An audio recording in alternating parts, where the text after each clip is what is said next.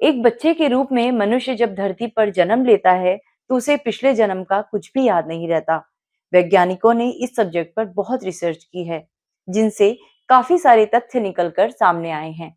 अगर कोई अभी आपसे पूछ ले कि 10 दिन पहले आपने क्या कपड़े पहने थे या आपने क्या खाना खाया था, तो शायद आप उसका जवाब ना दे पाएं। इसी प्रकार पिछले जन्म में आप क्या थे, किस कारण से आपकी मृत्यु हुई थी, ऐसे सवालों का जवाब देना तो बिल्कुल असंभव ही होगा।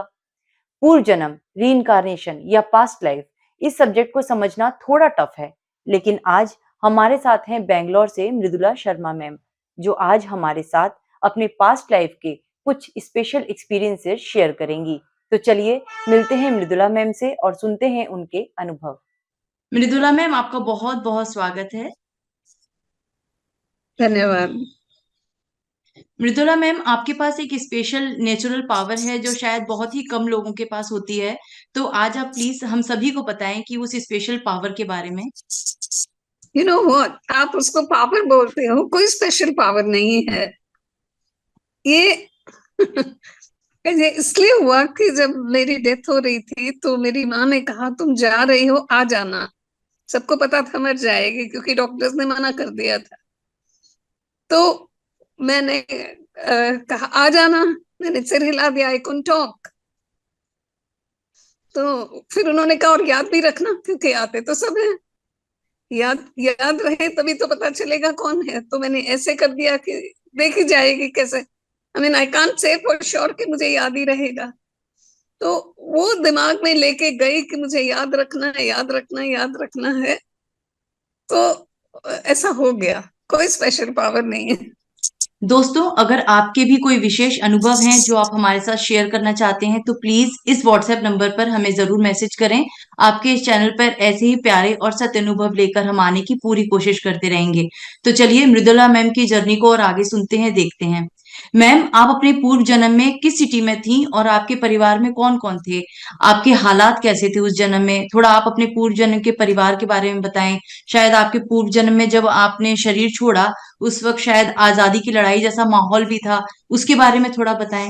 हम देहरादून में रहते थे और बड़े संपन्न परिवार में थी। दो ही बेटियां थी उनकी, मैं बड़ी थी। बनारस हिंदू यूनिवर्सिटी में पढ़ाई कर रही थी। उस वक्त हर कोई आजादी की लड़ाई में जुड़ा हुआ था अपने अपने हिसाब से। मेन जो थे ना, वो घर की बात कर रही हूँ, हमारे शहर की, हमारे इसकी, लोग रात को पहरा दिया करते थे। तो मैं भी पजामा वगैरह पहन के और मैं भी उनके साथ रात में पहरा देने जाती थी। मृदुला मैम, जब आप अपने पूर्व जन्म में अपने आखिरी समय पे थी, जब आप अपने शरीर को छोड़ रही थी, तो आपकी उम्र लगभग क्या थी और आप कैसा महसूस हो रहा था आपको अपने शरीर को छोड़ते हुए? हमें एक्चुअली आत्मा को कैसा महसूस होता है वो आपसे जानना चाहेंगे, क्योंकि आपको याद है अपना पूर्व जन्म। हाँ, बहुत ज्यादा तो नहीं याद, पर इतना याद है कि याद था बचपन में जो बोलती थी कि मेरे पैरों में बहुत दर्द हुआ, टांगों में। और फिर किसी ने मुझे निचोड़ दिया, तो उसमें बड़े दुखी समूह बनाती थी कि जैसे दर्द हो रहा है बहुत। फिर मेरी बाहों में बहुत दर्द हुआ, फिर मेरी बाहों को किसी ने निचोड़ दिया। फिर मेरे सिर में बहुत दर्द हुआ और फिर मैं उड़ गई। तो सिर में दर्द होने तक तो बहुत बहुत दुखी वो शक्ल बनाती थी। फिर उड़ गई के टाइम हंस खुश हो जाती थी, ऐसे था। तो ये बताया था मैंने घर वालों को। उड़ के कहाँ गई, फिर मैं उड़ गई, फिर इधर गई उधर गई, फिर आपके पास पता नहीं कैसे आ गई। ये मैंने अपनी माँ को, अब वाली माँ को बोला। अच्छा, मतलब आप जब उस लाइफ में अपनी बॉडी से निकले, उसके बाद इस बॉडी में आने तक की बीच की जो यात्रा है वो आपको याद नहीं है ठीक से? थोड़ा सा है, थोड़ा सा याद है। एक बार माँ के साथ लेटी हुई थी ऊपर खुले छत पे, तो चांद तारे दिख रहे थे। मैंने कहा माँ, ये चांद में भी दिन है और तारों में भी दिन है।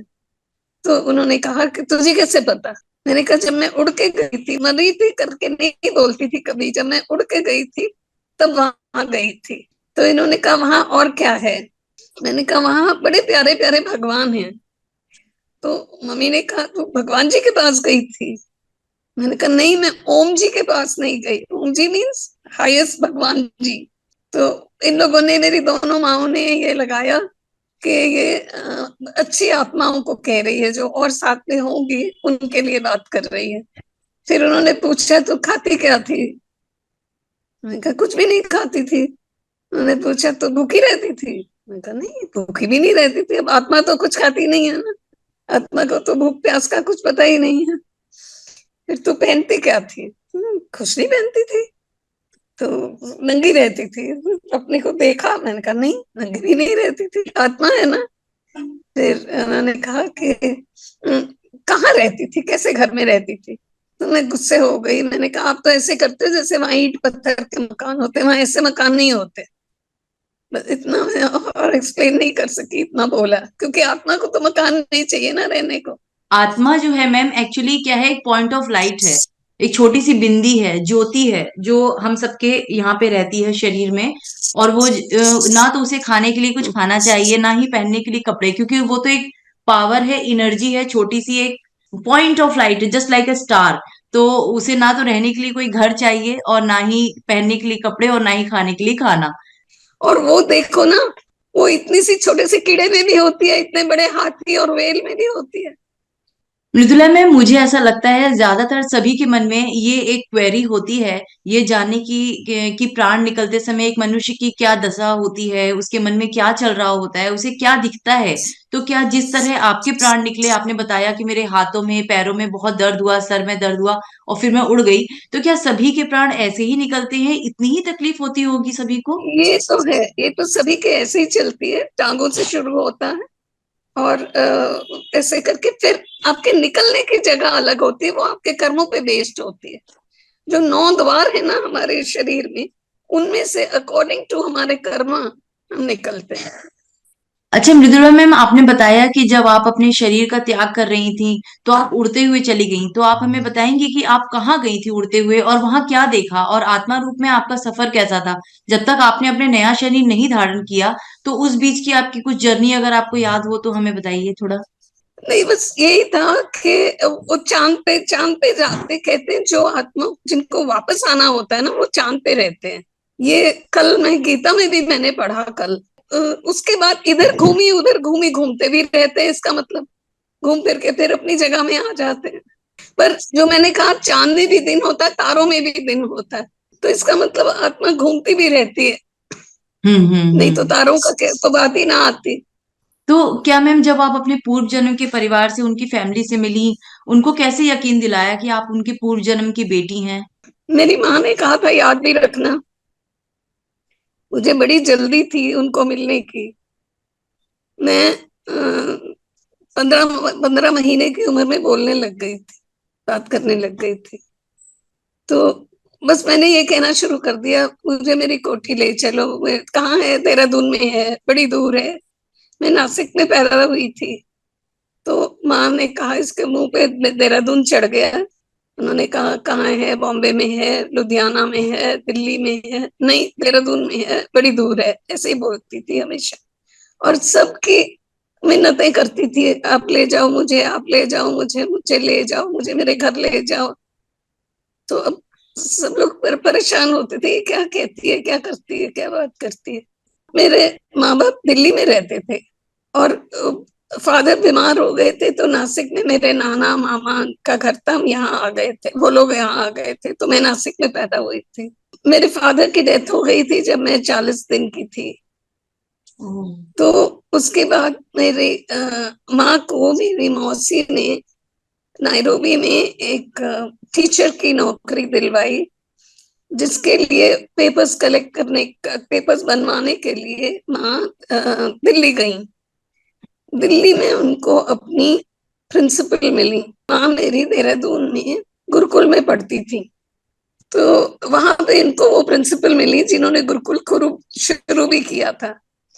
तो उन्होंने कहा कि तुम नायरोबी तो जा रही हो, पर देहरादून चलो, हमने एक और स्कूल खोला है, और देखो आके, उसके एनिवर्सरी फंक्शंस हैं 2 दिन के बाद, 3 दिन के बाद, कुछ ऐसा था।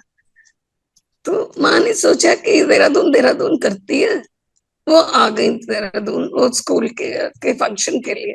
तो मेरी वो माँ पहले वाली वहां की प्रेसिडेंट थी, तो उनको तो फंक्शन में आना ही था। जब उनकी कार ही अंदर आई तो मैंने कहा वो देखो मेरी कार। और जब वो उतरी कार से तो मैंने कहा वो देखो मेरी भाभी। हम उनको भाभी कहते थे क्योंकि मेरे चाचा बुआ लोग भाभी कहते थे, तो हम भी उनको भाभी कहते थे। भाभी तो उतर के अपने काम में चली गई। मेरी बहन भी आई थी। तो अब मम्मी को तो पता नहीं था कि क्या कौन गुजरा क्या है।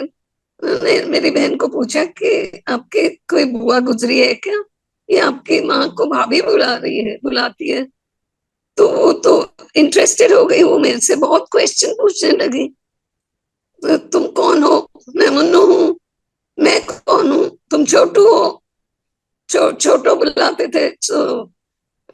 और पता नहीं क्या क्वेश्चंस पूछे होंगे, तो माँ तो थी नहीं मेरी और मेरे को नहीं पता। वो मेरे से बहुत देर बात करती रही। शी वाज कन्विंस्ड कि मैं मुन्नू हूँ। तो मैं बीच बीच में जाके जब हवन हो रहा है तब मैं उनकी गोद में सिर में उनकी गोद में सिर रख के बैठ जाती। उनकी साड़ी से खेल रही थी, ये मेरे को याद है। और उनकी जो मीटिंग्स वगैरह हुई, मैं आती जाती रही माँ के पास, वो माँ के पास, भाभी के पास। फिर जब सब खत्म हुआ तो मेरी बहन ने कहा भाभी हो ना हो ये मुन्नू है। भाभी ने कहा ये कैसे हो सकता। भाभी और मम्मी दोनों ही बहुत पढ़े लिखे थे, दोनों गुरुकुल की प्रोडक्ट्स थी।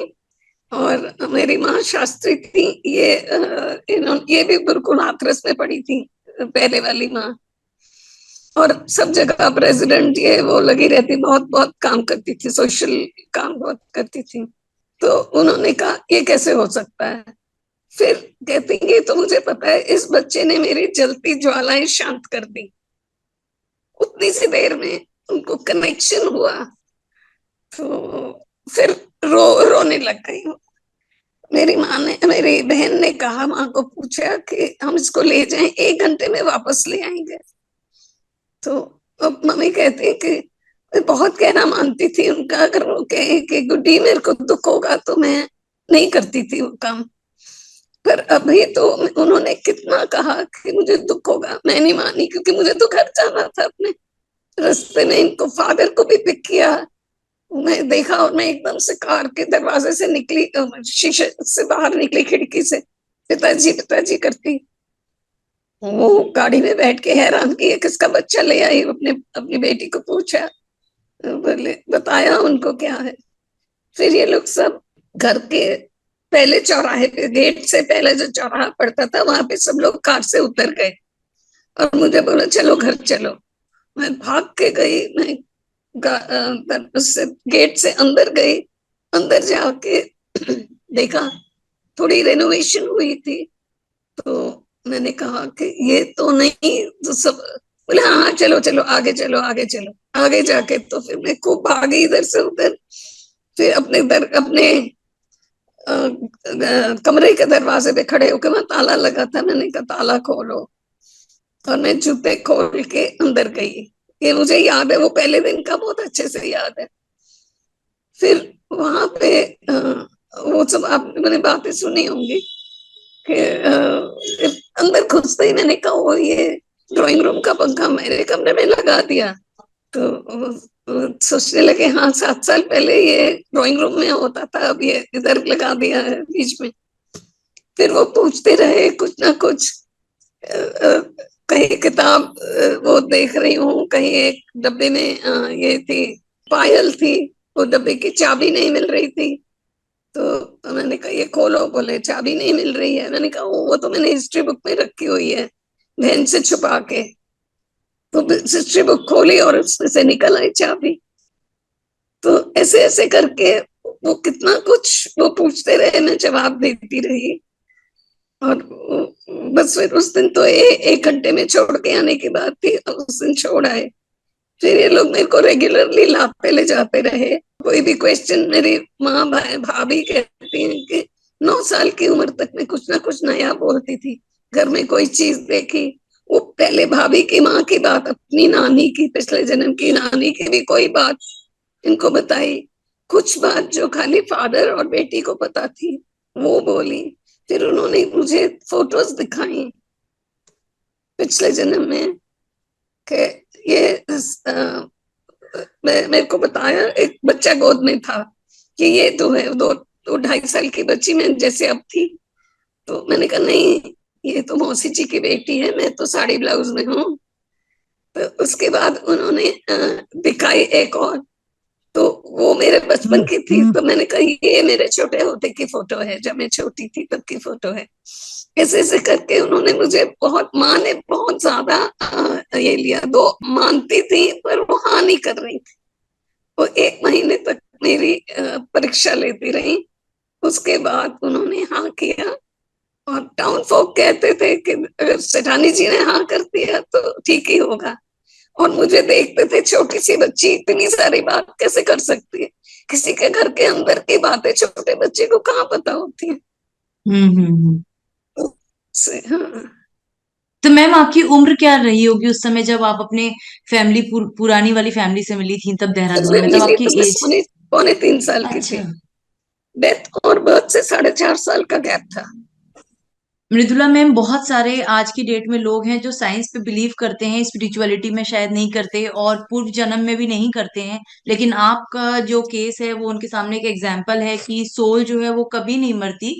वो सिर्फ अपने कॉस्ट्यूम चेंज करती है और उसे अगर लास्ट कहते भी हैं कि अगर हमारी मृत्यु के समय हम कुछ भी ऐसा जो अपने दिमाग में लेकर जो मेमोरी के साथ जाते हैं, तो हमारे जो नए बर्थ में वो हमारे साथ आती है। आपके केस में एग्जैक्टली वही हुआ। आपकी मदर का जो लास्ट मैसेज था आपके लिए कि वापस आ जाना, और आपने उन्हें जो इशारा किया था कि देखेंगे, वो आपके साथ इस लाइफ में आया, आपको याद रहा, आप उनके साथ कनेक्ट हुई। तो मैम, आज जो व्यूअर्स आपको देख रहे हैं, सुन रहे हैं, जो कि पास्ट लाइफ में बिलीव ही नहीं करते, आप उन्हें कोई मैसेज देना चाहेंगी? नॉन बिलीवर को आप कैसे बिलीवर बना सकते हो? ऐसे सुन के, देख के, खुद खुद उसको एक्सपीरियंस करके ही लोग मान सकते हैं। उनके घर में कुछ ऐसा हो तब वो मानेंगे, या अगर वो मेरी बात सुन के या ऐसे ही कोई और इनको सुन के माने तो तब मान सकते हैं। तो मैम, क्या आज आप अपने पुरानी फैमिली और अपनी जो अभी करंट फैमिली दोनों के कांटेक्ट में हैं अभी भी? है, बिल्कुल है। मेरे एक भाई तो रोज वो ये भेजते रहते हैं, और दूसरे यहीं पे रहते हैं, वो आके मिलते रहते हैं। बहनों के साथ, सबके साथ कनेक्शन है, कजन्स कजन्स के साथ, और दूर दूर के कजन्स के साथ भी है। उन्होंने बना के रखा है। तो मैम, जैसे आपने जब आपने बताया कि जब आप अपनी पास्ट लाइफ में अपनी अपनी बॉडी को जब आप छोड़ रहे थे, आपको किसी बीमारी की वजह से कुछ प्रॉब्लम हो गई थी, क्या हुआ था उस वक्त आपके साथ? और आपकी एज जैसे आपने बताई 24-25 साल के थे, आप यंग थे बिल्कुल, और आप फ्रीडम फाइटर की तरह उस टाइम पे देश में अपना रोल प्ले कर रहे थे, एक अच्छा रोल प्ले कर रहे थे। क्या हुआ था आपके अच्छा, समय साथ उस समय? मुझे ये गले का कैंसर हो गया था। ओ, जीभ, गले का गले। कैंसर। मैं अपनी माँ को कहा था, मेरे जीभ में छाले हो गए थे, तो बोल नहीं सकती थी ना। हम्म। फिर यहाँ बॉम्बे लेके आए थे, टाटा मेमोरियल में। उन्होंने मुझे, जब ये माँ बाप पिछले वाले बात करते थे तो उनकी बिजली ज्यादा लग गई थी। तो मुझे लगता है वो रेडियम वो ज्यादा हो गया होगा। हम्म? हम्म। वो के अब कुछ नहीं हो सकता, अब तो ये मर ही जाएगी, ऐसे था। ऐसे ले ऐसे तो बात नहीं कर सकती थी मैं। वो पता था कि अब तो चली जाएगी, ऐसा। माँ बाप को भी पता था। को याद नहीं रहना चाहिए। मैंने तो, बच्चे हुए, बच्चों के बच्चे, भगवान किसी को याद ना रखे, रखने दे। मेरे पास तो मेरी शादी नहीं हुई थी, बच्चे नहीं थे। नहीं तो वो इतनी सी बच्ची, वो 40 साल वाले आदमी को कहती है मेरा हस्बैंड है, उतने ही बड़े बड़े उसके बच्चे होते हैं। तो मेरे उसमें कुछ ऐसा नहीं हुआ। और ऐसा है कि मेरे चाचा की बच्चियां मेरे से भी छोटी हैं, अब मर के पैदा होके भी वो मेरे से छोटी हैं। तो मैं बीच में अच्छे से वो हो गई, जुड़ सकी। नहीं तो मुश्किल होता ना, ऐसे उसमें बहुत मुश्किल होता। अगर शादी वादी हुई होती, बच्चे हुए होते तो बहुत मुश्किल होना था। तो आप ये तो कहना याद नहीं चाहेंगे कि रहना चाहिए। याद नहीं रहना चाहिए? अच्छा। उसमें दुख सुख सब इन्वॉल्व होते हैं, इसलिए याद नहीं रहना चाहिए। Okay, thank you so much ma'am. आज आपने हमें इतना अपना इम्पोर्टेंट, इतना अच्छा समय दिया और इतनी अच्छी आपकी लाइफ की एक प्रीशियस मेमोरी जो आपकी इस लाइफ से प्लस आपकी पास्ट लाइफ से कनेक्टेड थी, वो आपने हमारे साथ शेयर की। तो बहुत बहुत शुक्रिया आपका। चलो ठीक है, all the thank you best so too much you. Ma'am. Thank you so much ma'am. Okay. Thank you. Mridula ma'am, जो लोग पूर्व जन्म में विश्वास नहीं करते, आज आपकी ये वीडियो देखकर मुझे लगता है उनको भी ये मान लेना चाहिए कि आत्मा का सफर जारी रहता है, केवल शरीर बदल जाता है। आत्मा अपने कर्मों के हिसाब किताब को पूरा करने के लिए अपने सफर को जारी रखती है। लेकिन हाँ, हर आत्मा को अपना पूर्व जन्म याद रह जाए, ऐसा सभी के साथ नहीं होता। आत्मा को यानी खुद को जानने और समझने का सबसे अच्छा तरीका है ध्यान, मेडिटेशन, योग। तो दोस्तों, अगर आपके भी अपने कोई बहुत खास अनुभव हैं जो आप हमारे साथ शेयर करना चाहते हैं, आपके स्क्रीन पर ये जो नंबर है, हमें इस व्हाट्सएप नंबर पर मैसेज करें। हम फिर जल्द मिलेंगे एक और इंटरेस्टिंग वीडियो के साथ। तब तक परमात्मा से जुड़े रहें, खुद को जानने का प्रयोग करें, योग करें। ओम शांति, धन्यवाद।